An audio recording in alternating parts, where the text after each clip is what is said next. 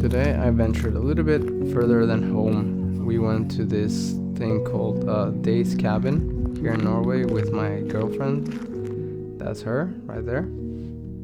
These cabins are made for hikers to just take a small break or have lunch, or even, as me and my girlfriend are doing right now, shielding ourselves from the cold. And I'm also taking the opportunity to paint in here because it's a little bit warmer than outdoors. And since I didn't want to repeat what happened yesterday, I thought that this was a great idea. And this was actually an idea by my girlfriend, who ventured into wanting to join me in my outdoor adventures. Not to paint, but just to be outside and have a walk with his crazy boyfriend doing this weird challenge of 100 days of plein air painting. Today the view is kind of gray, but there's still a lot of color, and it's a quite complicated thing to portray, at least for me, that I'm not very used to painting in the outdoors and trying to deal with so much information at one time. So I opt to do a sketch that simplifies things a lot, and I just again focus on the bigger shapes. I don't try to focus on the small details of all the trees and patches of trees that I see in the distance. I just go for the mountains and the lake, which was actually frozen, as you could see in the start of the video. One thing that I've heard pros talk about, and I see that in their painting as well, is that simplification is a big thing, and even more so when you're outdoors, because you're just overwhelmed with how many things are in front of you. And also, the biggest thing outdoors is that the light changes. Today is a bit overcast, so that might not happen, but I mean, the sun can still shine through the clouds and then suddenly change the scene, and it makes me want to kill myself because I actually can't correct my color decisions before then. But of course, that is the challenge of painting outdoors. And now I'm gonna start painting the sky. As always, I've tried to go from whatever is darkest to whatever is lightest. Now, you'll probably notice that I have a different palette, and that's because I wanted to test my Mi Yellow palette on this setup. I wanted the bigger mixing area to serve as a support for my canvas or the notebook, because the other smaller palette was just kind of in the way sometimes, and I just also prefer the color selection that I have on this palette. I was getting really frustrated the last times that I painted with the other palette because the yellow that I have there is not a very versatile yellow, in my opinion, or for me. So I wanted to have the color palette that I found to be more versatile for me, and also that resembles the colors that I see here in the landscapes of Norway. Now, here's a sneak peek of behind the scenes of how this is filmed, brought to you by my girlfriend, who decided to take that small clip. And if you looked closely, you could see that my breath was present in the image, meaning it's still cold inside. They actually just had started warming up the cabin, so it wasn't as warm as we expected it to be.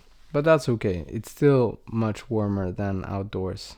So what you see me doing now is bringing the color from the sky all the way to the front, because this kind of gray, bluish, magenta, purplish, I don't know, it's just a gray. It's kind of very present everywhere in the scene right now. And that's one thing that I love about watercolor, and you've probably seen some other painters do this, which is priming their canvas. They painted a certain color, and that gives the whole painting sort of unification. It makes everything together, because every color that you place on top kind of has that underlying layer of tone, which actually makes your paintings, I don't know, vibrate in a way. That's sort of what I was trying to do here with watercolor, but it doesn't work as well because watercolor is a transparent medium, so If you prime your canvas with a color that's too bright or too opaque, then the colors that you put on top will not really shine, or you will not get the same effect that you see other people get with oils and gouache and any other medium that you are able to paint opaquely. I'm honestly not an expert on priming, especially because I use watercolor, and I really haven't experimented with this, but I have done this, what I just did, which is bringing a color that I see in the whole scene, but placing it very dull or very light. So when I paint a little bit more opaquely, the color is still there, but it doesn't overpower the color that I just put down. For example, here, now that I'm starting to place in the mountains, you can see that the gray is almost non-existent now.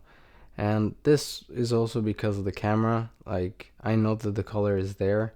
I am live and seeing the color itself. I'm not looking through the camera.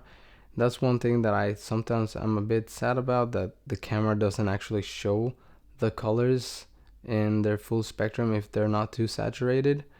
But that's exactly the reason why painting from life is so valuable, because if you're painting from photographs or over edited photographs, or even painting from a video, you're not actually seeing all the colors that our eyes are actually able to see.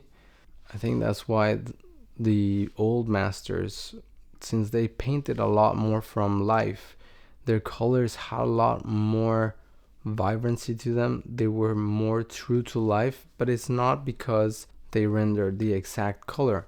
They rendered the colors that they were seeing, or at least the relationship between the colors that they were seeing. It's a very difficult concept for me to explain because I'm still trying to wrap my head around it, but basically every single color that we see, we only can understand it in relationship to the color that is beside it. A very good and fun tool to use to understand this concept. It's actually a game that's called I Love Hue. I'll put the link to it in the description below. I have an iPhone.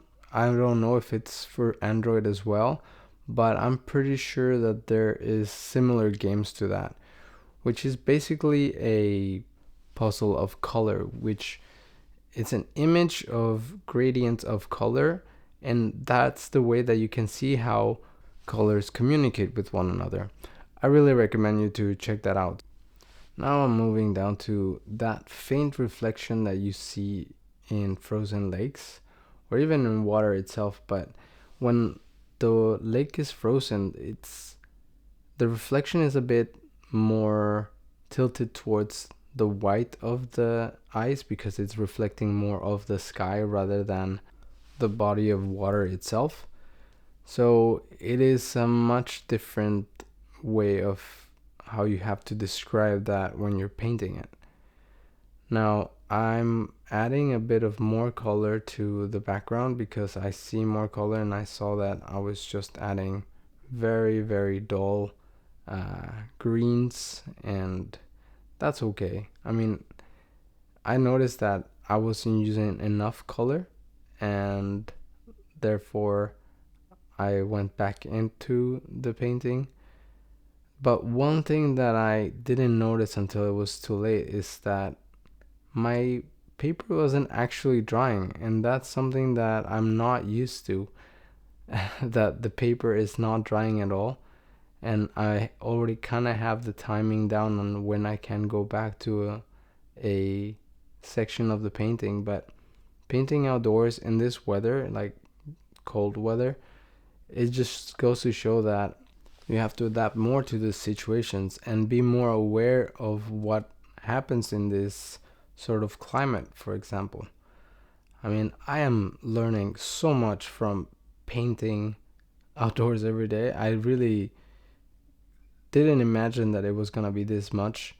It almost feels like I'm going back to day one of painting with watercolors, and as well as having to voice over them. And I repeated that yesterday, I think, or the first day, or maybe both days. that having to voice over them and rewatch the video and try to give you guys a hint of what I was thinking at that moment really makes me reflect on my painting decisions and my painting process. And I already can tell you that in 100 days, I will probably have a much better system than the one that I have at the moment, which is basically non-existent. I did have a process which I followed when I painted indoors, but outdoors, every single day that I painted, I paint a little bit differently, and at least I can notice it.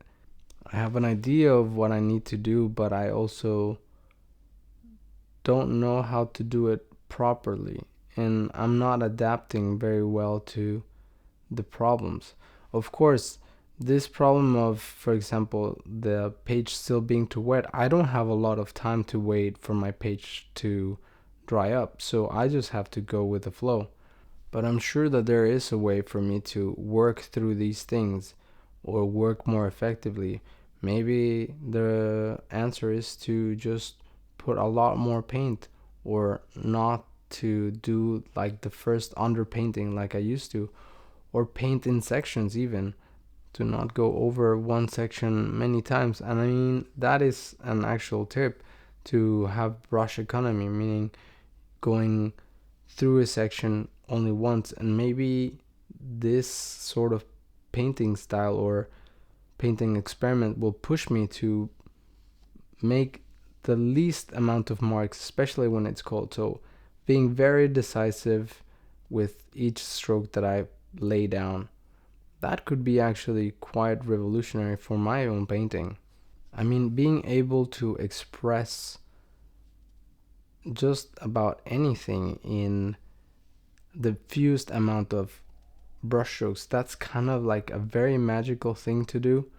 That's something that I've always admired on people that do abstract, but not abstract to the point that you have no idea what it is. It is just abstract enough for you to not see any detail, but it is realistic enough for you to understand what you're seeing.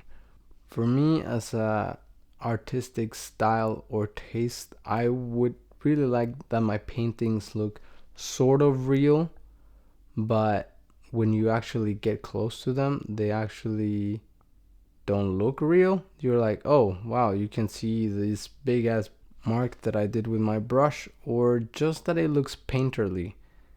I don't want to make a photograph when I paint. I want to make a moment in time. I want to kind of pay tribute to the inspiration that I was given that day to sit down and admire that landscape for those 15 minutes in this example. So yeah, this makes me very excited to see what will happen in 100 days, or maybe in less time. Or maybe less time, we don't know. One thing that I'm struggling a lot is working with this non-watercolor notebook. I mean, it does the job, but I am just not used to it. I'm not used to smooth surfaces of like all the things that I'm not used to. That's the biggest thing. I can see that the notebook does take water. It doesn't flow as nicely as 100% watercolor, 100% cotton paper, but it does the job. I mean, I did some sketches in Mexico when I was visiting my family, and it worked fine. I do miss the 100% cotton paper, but I also thought that it would be really cool to fill up this whole sketchbook with this challenge. I mean, this notebook has 80 pages, but as you can see, I'm only using one side of the page, so when I'm done on this side, I can just use the other side. I'm almost done with today's painting. I'm just adding a tree in the foreground to kind of make you feel like there is depth in the landscape. I wouldn't call this a masterpiece. Actually, there was a lady that came in and saw me paint and actually took a picture for a Facebook group of the municipality that built this day cabin. which is quite cool. I mean, that's the sort of thing that you would not experience if you're indoors. So this experience is starting to get some traction, get some momentum, I guess. Maybe I'll become famous locally. That wouldn't be so bad. It's nice when your community knows who you are. This is it for the painting. I mean, if you don't want to miss me falling, then I suggest you to stick to the end of the video if you have stayed this long. I hope that you enjoyed this video, and I hope that you also enjoy seeing me fall right here. See you tomorrow.